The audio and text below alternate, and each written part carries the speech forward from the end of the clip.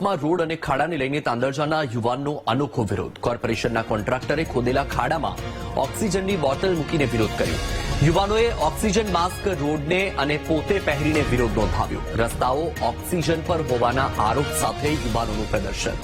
ચોમાસામાં road ventilator પર જતો રહેશે તેવી લોકોએ ચિંતા વ્યક્ત કરી છે. ગટર લાઇન નાખવા રોડના કોન્ટ્રાક્ટરે ઠેર ઠેર ખાડા ખોદ્યા છે. ખાડાની ફરતે બેરિકેડિંગ સાઇનબોર્ડ ન મૂકતા અકસ્માત થઈ રહ્યા છે. વડોદરામાં ખાડારાજ દૂર ન થાય તો ઉગ્ર આંદોલનની ચીમકી ઉચ્ચારી છે. સાહેબ, આ તાંદલિયા વિસ્તારનો મુખ્ય માર્ગ આવ્યો છે. તમે જોઈ શકો છો કે ડ્રેનેજ લાઇન આજે 1.5 મહિના પહેલા ચાલુ કરવામાં આવી હતી. આ દિન સુધી એમનું નિરાકરણ આવ્યું નથી.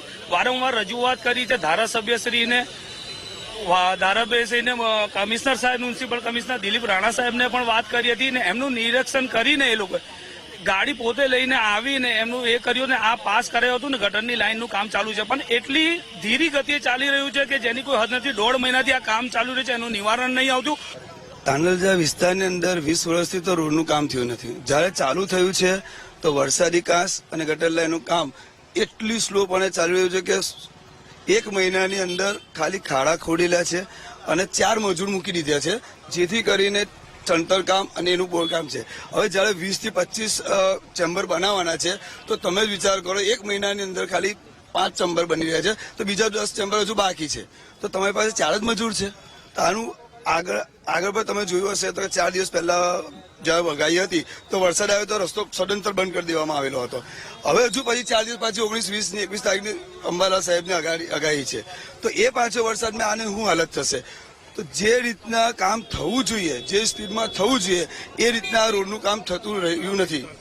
સાહેબ, મુખ્ય વાત તો એ છે કે આ તાંદલજા વિસ્તાર સાથે અરમાયું વર્તન કરવામાં આવે છે. અમે રજૂઆતો કરીએ છીએ, રજૂઆતો કોઈ ધ્યાનમાં લેતું નથી. મેં જાતે પર્સનલી સીએમઓ સુધી રજૂઆત કરી છે, કલેક્ટરશ્રીને રજૂઆત કરી છે, એમપીશ્રીને રજૂઆત કરી છે, દરેકને રજૂઆત કરી છે. રોડ તો છે જ. તમે જોઈ શકો છો કે હાલમાં રોડને ઓક્સિજન અમે આપ્યું. તે સિવાયના પણ બીજો 1-2 મુદ્દા છે કે વિસ્તારમાં જે સાફ સફાઈ થતી નથી. બીજો મુખ્ય મુદ્દો એ છે કે જે વરસાદી કાંસ છે તે તાંદલજા તળાવમાં છોડવામાં આવ્યું છે. તો જ્યારે પણ વરસાદ પડશે ત્યારે આ જે તળાવ છે તે આખું છલકાઈ જશે ને પૂરની પરિસ્થિતિ આવશે.